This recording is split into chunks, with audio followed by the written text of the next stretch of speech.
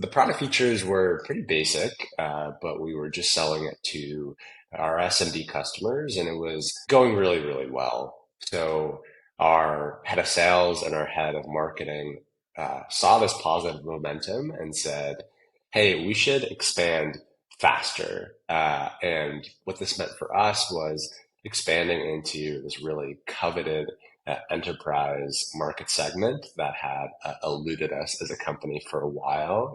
But I did disagree pretty strongly with our head of sales and head of marketing that we were really ready to pursue new market segments. I knew the core product was all right, but it needed pretty significant investment. And we were just being able to understand kind of what the needs of the SMBs were. Enterprise needs were totally different. Their buying behavior, the users, their kind of like core expectations, given this was a market that's existed for a while that we were breaking into. I knew there was like so much that we need to learn about those enterprise customers. It's kind of created a little bit of a cycle of conversations of like sales leaders saying, no, I was being too cautious, and me saying they were being too reckless. And it was really hard for us to figure out like who was right and what were we going to do next. So I kind of tried to pause things and say, okay, let's like take a step back. We rolled out this initial version. We're selling it to SMBs. We have a sense of what like our core value prop and marketing message is, but maybe we should really reevaluate that and figure out like what is the core value you provide? Why would people choose our assessments product over what already exists? So they generally said, okay, cool, do your discovery on this. So we talked to new customers, we talked to existing customers, and we zeroed in on three core value props and differentiators that we provided, which were transparency, quality, and speed to launch.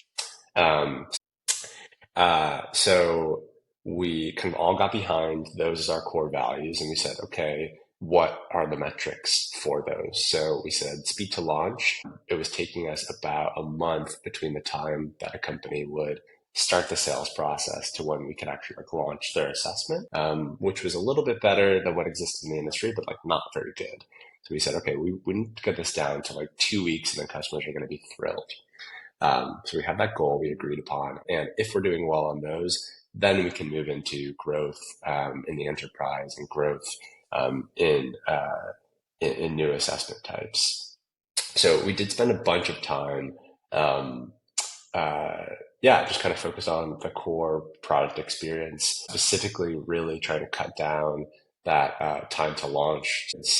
And kind of throughout that, we were able to better understand our SMB customers. We understood like some new use cases that we didn't know much about that were actually like really important, that could like open up our business that we could pursue in the short term. And then that kind of time, like while we were building things, allowed us to spend more time talking to new prospective enterprise customers and get a better sense of like what actually they wanted, which was like pretty different. Like we were right, like was pretty different than what our core customer wanted. I think in the end we did like delay growth a little bit, but it really set us up to better understand the needs of those ideal future customers and get the product in like a baseline place that was like much better than what we had. And I think for product managers, there's always going to be this push and pull tension between quality and growth. And I think you just need to understand what your core value driver is. And like we did, set some metrics to know whether you're making progress towards that and set a point where you can kind of move forward.